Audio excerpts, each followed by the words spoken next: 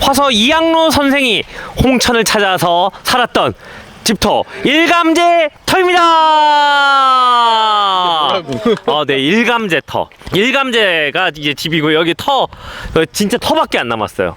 남들이 보기에는 여기가 뭐야? 그냥 농사짓던 연못 아니야라고 생각하는데요. 사실 이양로 선생은 대단한 사람입니다. 그렇죠. 이제 전기 조선 후기 때 서양인들이 나타났어요. 개항을 하자고 얘기를 하는데 사람들의 의견은 갈라집니다. 그냥 교류 같은 거 하지 말고 우리끼리 지내자. 그 다음에 교류를 하자.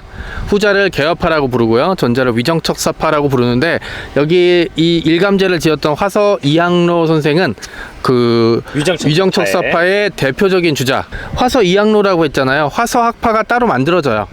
그러니까 그냥 단순히 유학자라기보다는 많은 사람들 키웠고,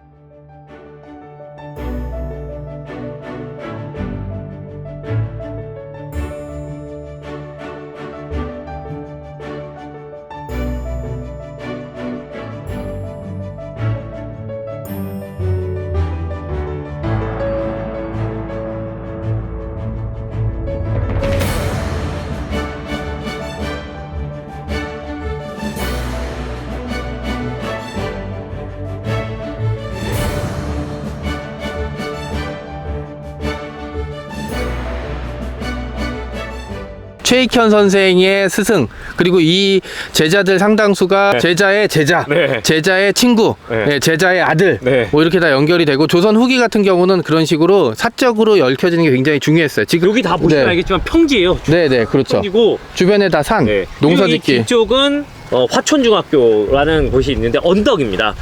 여기가 옛날부터 좀 홍천의 중심지였을 걸로 추정이 되는 곳이고요. 여기까지 배를 타고 올라올 수 있었습니다. 네, 산포니까. 네, 여기까지가 그리고 더 위쪽은 좀 수량이 적어서 배로 이동하기 좀 어려웠고, 배로 서울에서 올라올 수 있는, 여기 종착점이죠, 거의. 예, 그렇습니다. 여기 종착점이었고요. 지금도 여기에 많은 그 농사가 이렇게 이루어지고 있습니다. 요것도 그 인공 어쨌든 정원이라는 게 확인되는 게 네모난 모양이죠. 네모난 모양의 동그란 인공섬.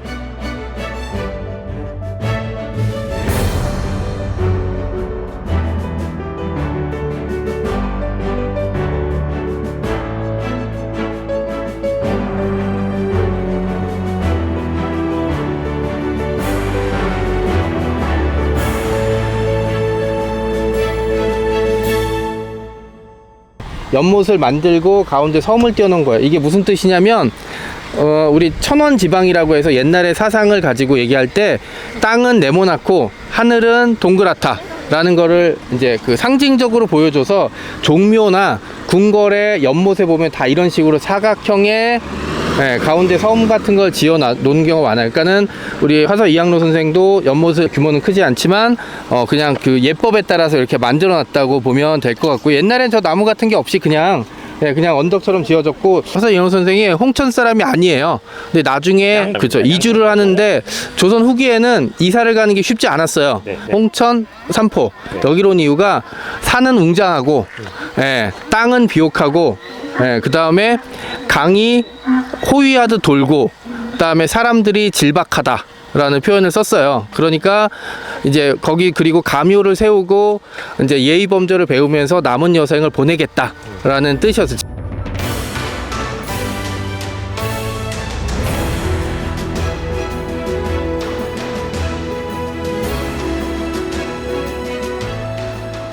이주를 한다는 것은 화서 이양로 선생 같은 경우도 쉬운 문제가 아니었었거든요. 본인이 가지고 있던 정전제라는 토지 제도를 한번 실험해보기, 테스트해보기. 그래서 마지막에 얘기 나왔던 게 다 자연 조건에서 얘기했는데, 마지막 조건이 사람들이 질박하다라는 표현 썼잖아요. 이게 소박하고 착하다라는 뜻이라 농부로서는 최고로 꼽는 거예요. 일종의 공동체를 만들고 우리의 이상을 실현하기 위한 이상촌을 건설하는 거예요. 그래서 여기에 정전제를 실현하기 위해서 땅을 우물정자 형태로 만들어서 거기서 농사를 짓는 거거든요.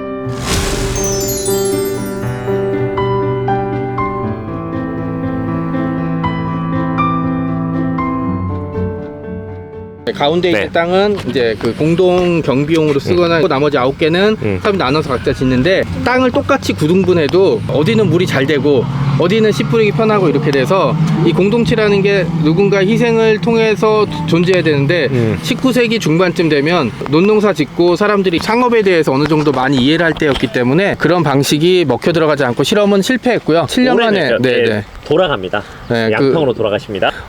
외부에서 이제 어떤 테스트를 할 정도로 홍천이 좀 살기 괜찮은 곳, 네, 그 다음에 사람들이 소박했던 곳이라고 이제 추정을 해도 될 것 같고요.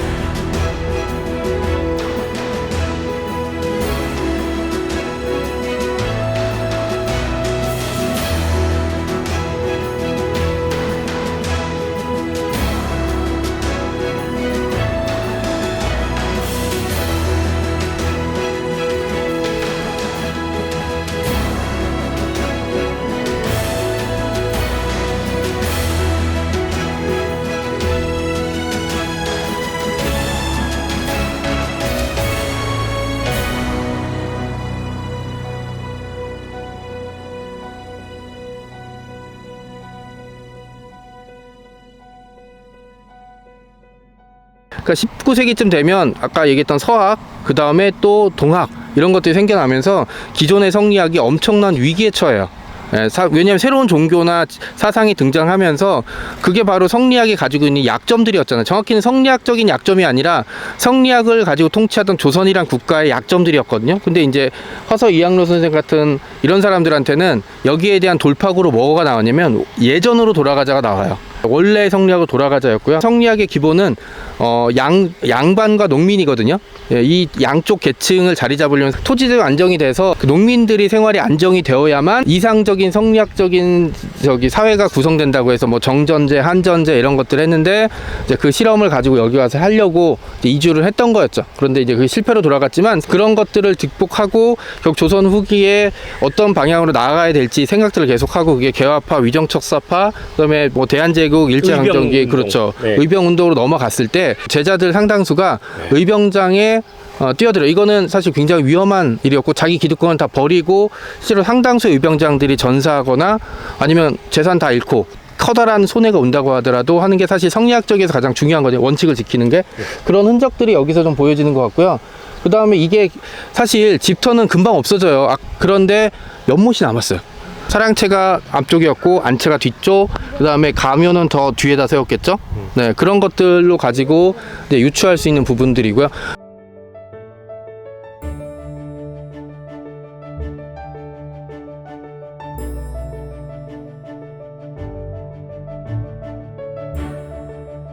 그 호수가 그러니까 메워버리고 논토로 쓴 게 아니라 여기 물을 대야 되니까 남겨놨던 거잖아요. 예. 홍천의 여러 인물들 얘기할 때 저는 뭐 화서 이학로 선생님 당연히 한번 얘기를 해봐야 되지 않을까라고 생각합니다. 네, 이곳은 조선 후기 위정척사 운동과 의병 전쟁으로 이어지는 한 축을 담당한 이학로 선생의 옛 집터 일감제 터였고요. 화촌 중학교 앞쪽에 있는데 길을 찾기가 좀 어렵습니다. 이정표가 없습니다. 그래서 여러분들 좀 위성지도나 이런 것들로 한번 확인해 보고 오시면 좋겠다라는 말씀드립니다. 이상입니다. 와. 네.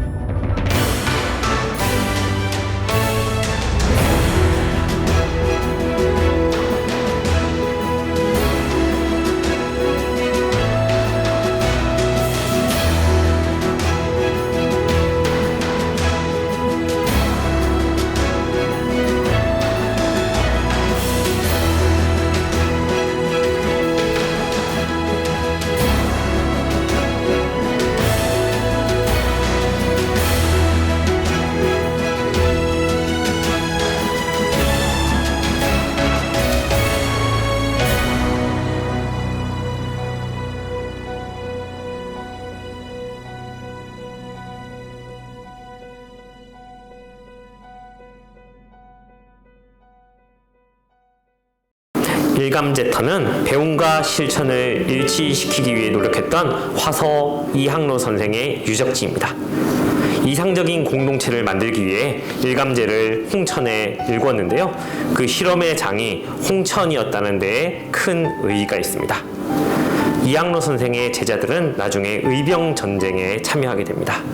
그리고 홍천에서도 맹활약을 하죠. 공동체를 일구기 위한 노력은 현재 협동조합으로 이어지고 있습니다. 우리는 협동조합을 떠올리며 일감제터를 한번 생각해 보면 어떨까요?